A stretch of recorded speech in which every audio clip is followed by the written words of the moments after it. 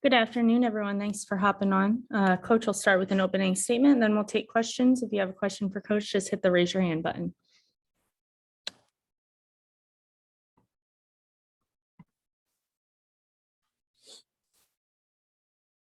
Hey guys, good to see everybody. I hope everybody had a happy holidays and, getting a little bit of time off, time with family, whatever it may be that you're doing. So good to see everybody back. I'm obviously excited to be back, having our guys back here with us, being able to get some practices in, get back to work in terms of, what we want to do as a basketball team and program and everything else. And, obviously we've missed some time and, that was unfortunate, but, there's no classes now. We get a chance to, try and get some makeup time, while guys are out of school, out of classes and everything else. So, we're excited to be back together. It was good to see everybody. We got back together yesterday, last night. So it was good to see everybody. Excited to have everybody back. Looking forward to playing the game again, on Wednesday before we start back in the Big Ten season. So that's all I have. I'll open it up for questions. All right, we'll start with John Sauber. Hey, Micah, how are you? I'm good. So obviously you guys missed a couple games due to COVID. Do you have everyone back from that? And do you expect to have everyone available for Wednesday's game? We are, we're kind of going through some return to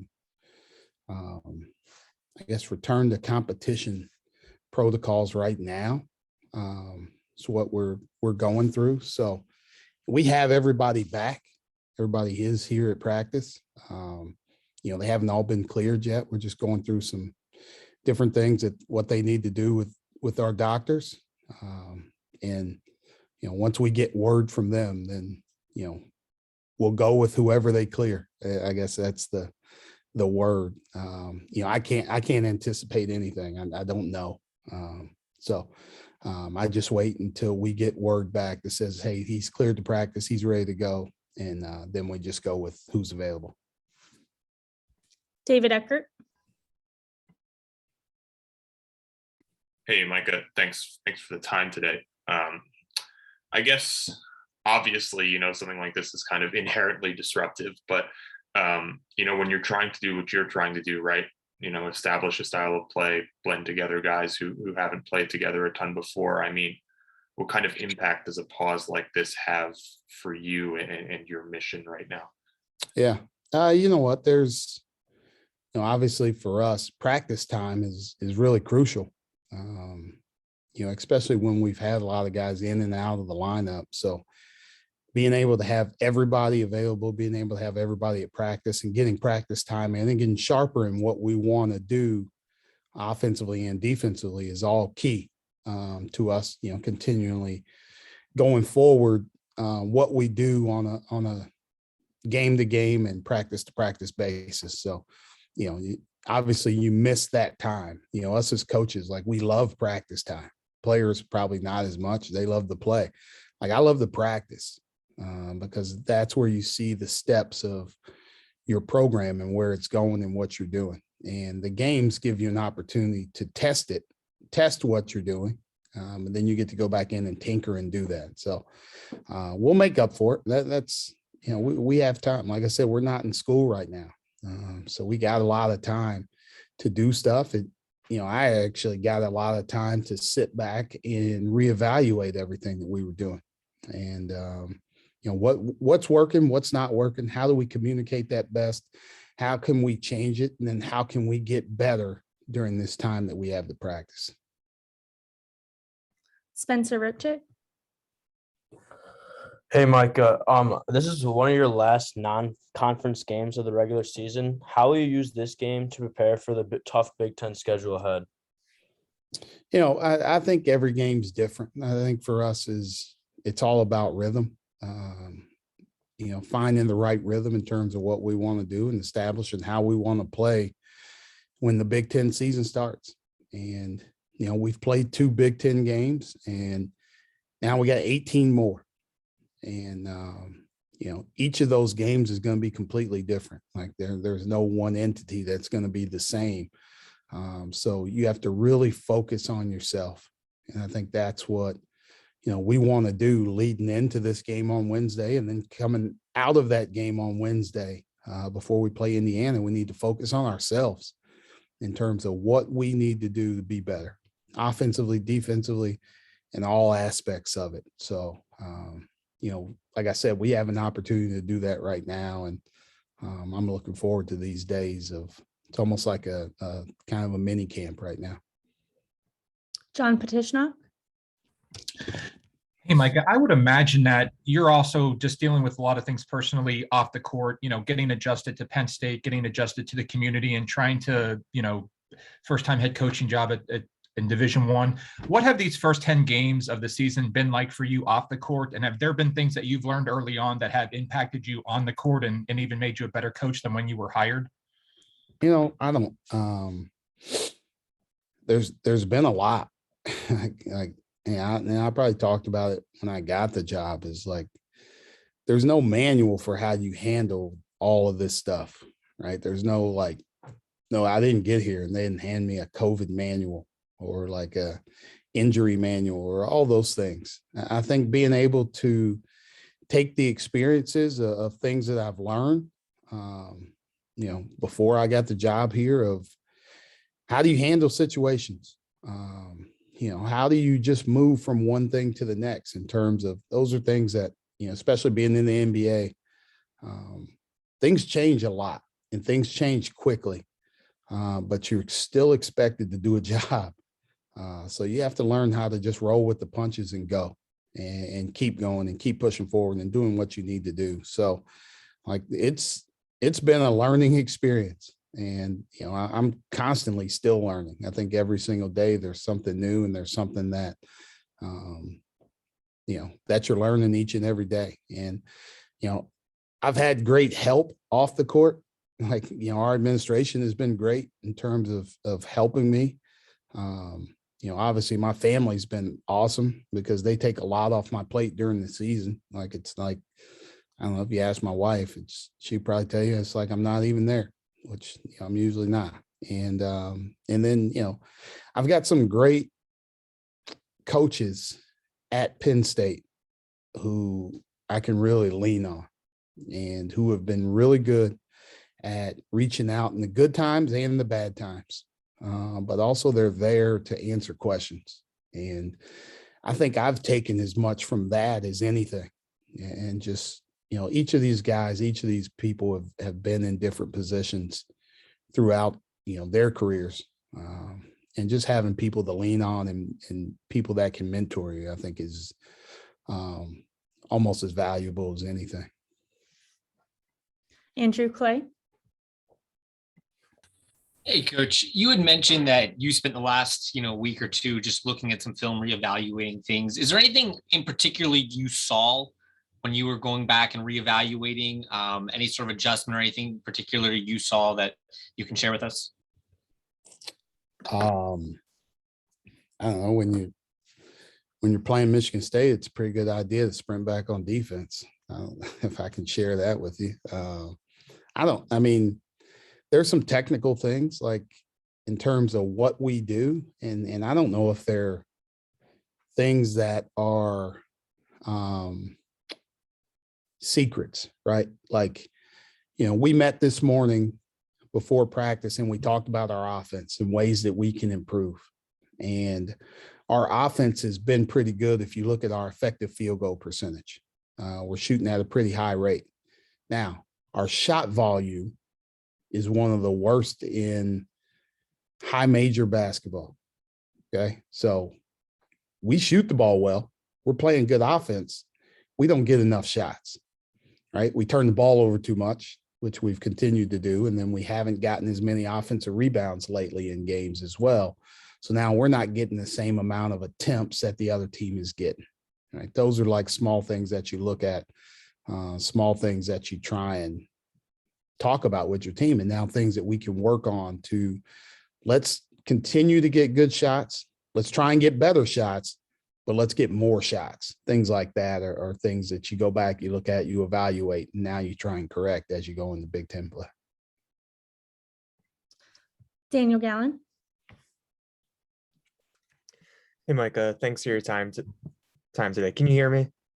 Yeah, I can hear you Okay. great. All right. Thanks for your time. You guys are doing Yeah, I mean, obviously something like this was definitely a possibility coming into this year, having a stoppage, having a pause. How do you feel like that the team it's kind of handled itself? How did you kind of feel that this process went of kind of ending up at this point?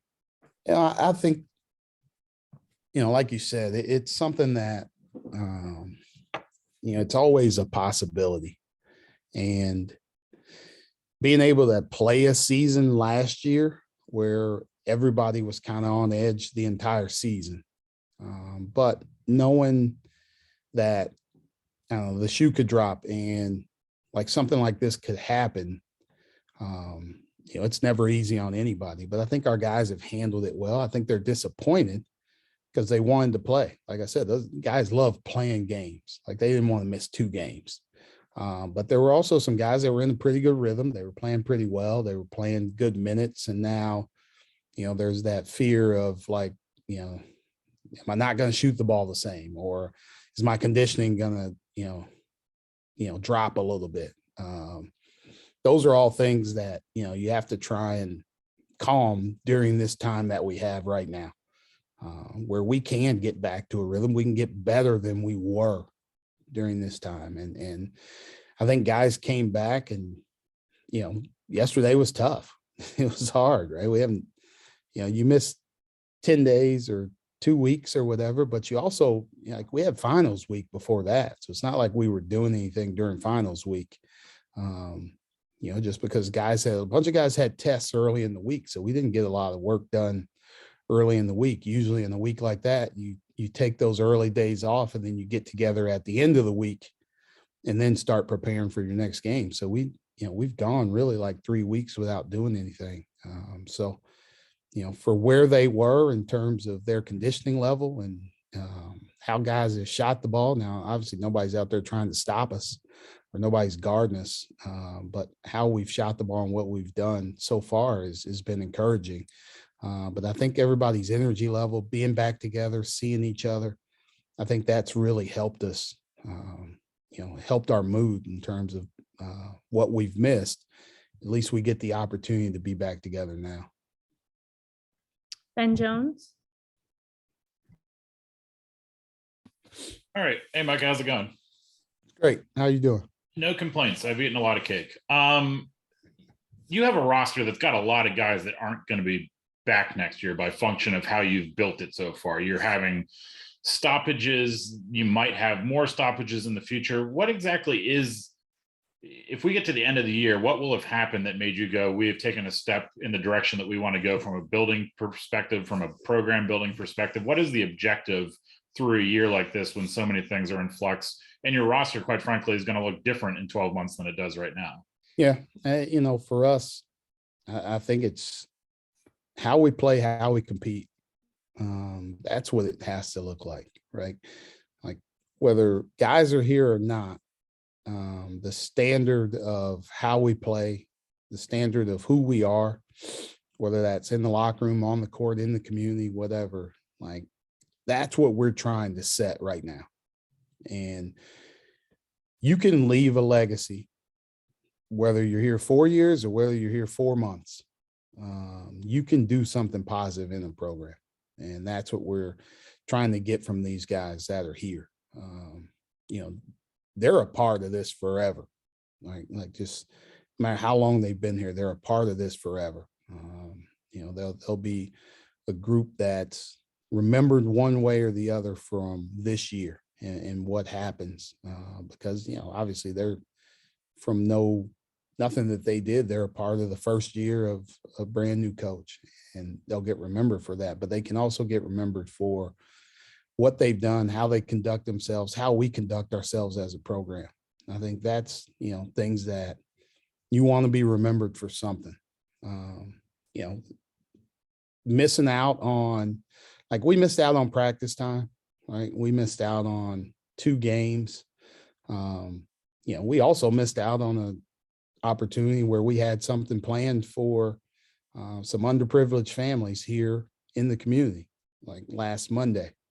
Our entire team had donated money. We got money from other people in the from the Hoops Club, supporters of our program, and our players were going to take families Christmas shopping, right? So we didn't get an opportunity to do that, but they still got a chance to, the money that we were going to give to those families, they still got it. We didn't get a chance to shop with them, but I think we blessed them or brightened up their holidays as much as we could, right? And that's something that nobody's going to talk about. These guys don't get a chance to do it, but this is also the first time. And now this is a tradition that they started that's always going to be remembered. So how we play and what we do and who we are, no matter if you're here for 4 years or 4 months, like you can leave a legacy. We have time for 2 more. We'll go Dave Jones and then Max Ralph. Hi, Micah. How you doing? I'm great. Dave, how are you? We had a beautiful Christmas. Could you appraise the readiness of Giovanni Scott and Greg Lee to jump in the rotation and contribute? Yeah. I think Greg losing practice time hurts, right? Like he was the one that we were trying to build up his time in terms of what he wanted to do. I think using Michigan State at like 15 minutes and then going into, which would have been VCU, probably playing a little bit more. So maybe 20 minutes and then, 25 minutes the next game and kind of amping him up a little bit. We're using that practice time to do that with him. So he's getting more reps now, and we just have to make sure with him, there's no setback after having these days off. But I think he's going to be ready for us, right? Like he's a guy that we're counting on. We've been counting on throughout the year. Giovanni's kind of in the same boat. Like we got to get him to be comfortable in terms of what we're doing offensively and defensively to help us. That's the hard part. And now, like, this probably helps him. Like the more practices he gets in, the better he's going to be. But he still has to unseat a couple guys.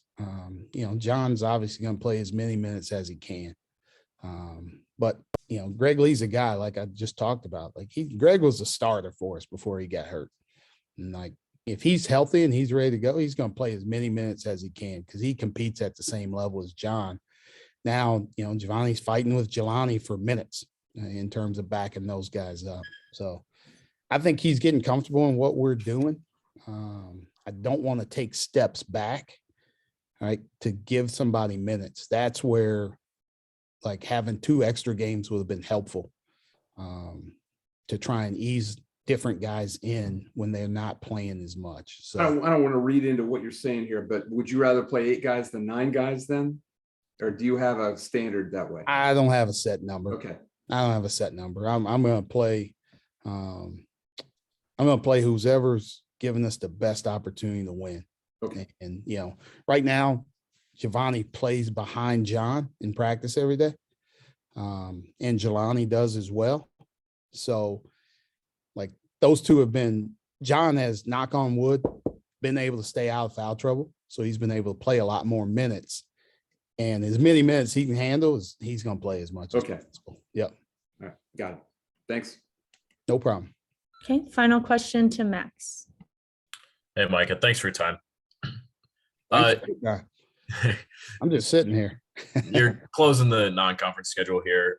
Big Ten has a brand, big guy, punch the ball in down low. You've experienced it a bit with Ohio State, and you said you were happy with how it went, but coming off the break, missing a couple of non-conference games, and then you jump right in after Delaware State to Indiana with guys like Trace Jackson Davis, Race Thompson.